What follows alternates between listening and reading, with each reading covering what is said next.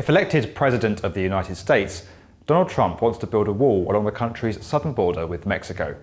So is it actually possible to build a wall like that? And what would it mean for the construction industry? We take a look.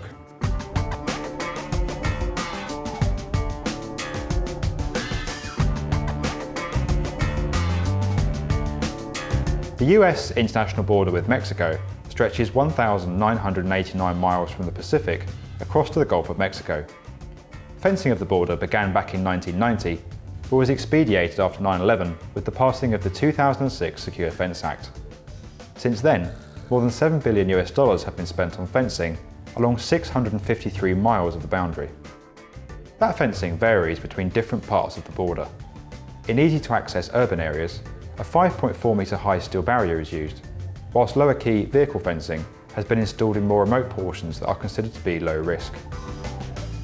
Vast stretches of the border are formed of natural barriers, such as the Rio Grande River, and much of it passes through remote terrain, the deserts of Arizona and the mountain ranges of New Mexico.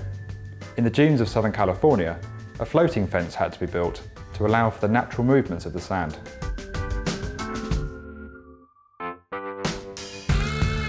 In the primaries, Donald Trump stated that he wanted to build a 2,000-mile wall, but that has since been reduced to 1,000 miles in recognition of the natural barriers that exist.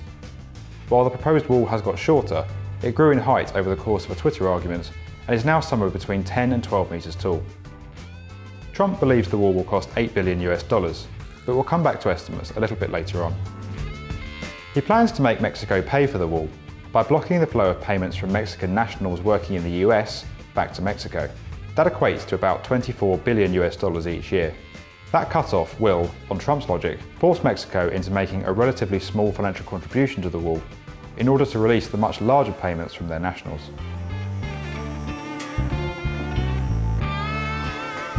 So what would Donald Trump's wall actually look like? Well, a team at AllianceBernstein did some excellent research on this.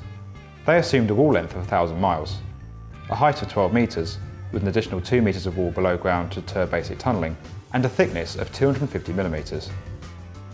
They also assumed that a 1.5 metre wide, 300mm deep concrete strip footing would be required along the entire 1,000 mile length. Of the many materials available, several structural engineers have agreed that precast concrete is preferable, particularly given the high temperatures along the border that would preclude the use of a poured in situ concrete solution.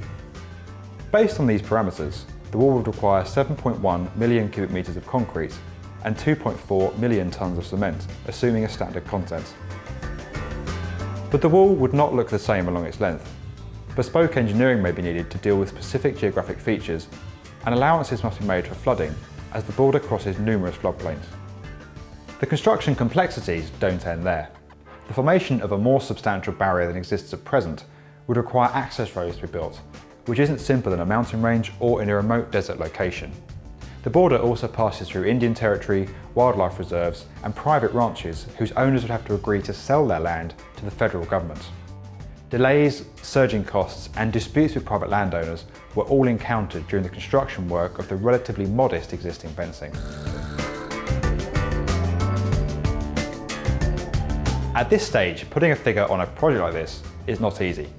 The consensus among experts is that to construct the sort of thing that AllianceBernstein have assumed would cost at least $15 billion and even as much as $25 billion.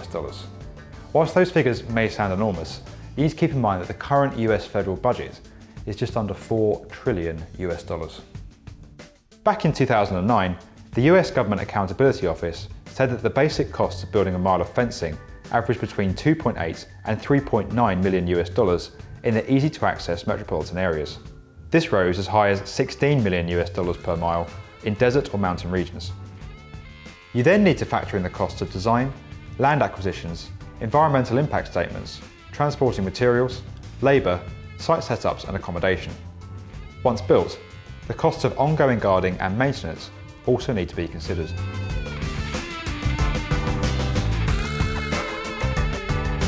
The progression of such a project would be big for the construction industry. Some of the largest value schemes on site at present include the $20 billion Crossrail scheme in London, the $5.25 billion expansion of Panama Canal, and the $11 billion Jubail Industrial City 2 in Saudi Arabia. So Donald Trump's wall will be right up there. If he were elected and if proposals passed Congress, planning and design work for the wall could start coming into the industry in 2017, with construction works perhaps commencing the year afterwards. Experts believe the wall could create as many as 100,000 jobs, and given the financial pressures of transporting precast concrete and cement over great distances, local manufacturers of those materials could stand to gain. AllianceBernstein calculated that the wall could add 1.1% to US cement demand in both 2018 and 2019, which would be huge for an industry that currently grows by 4 to 5% each year. Of course, if Mexico were begrudgingly paying for the wall, they would be unlikely to use US suppliers, and that is perhaps vice versa for the United States.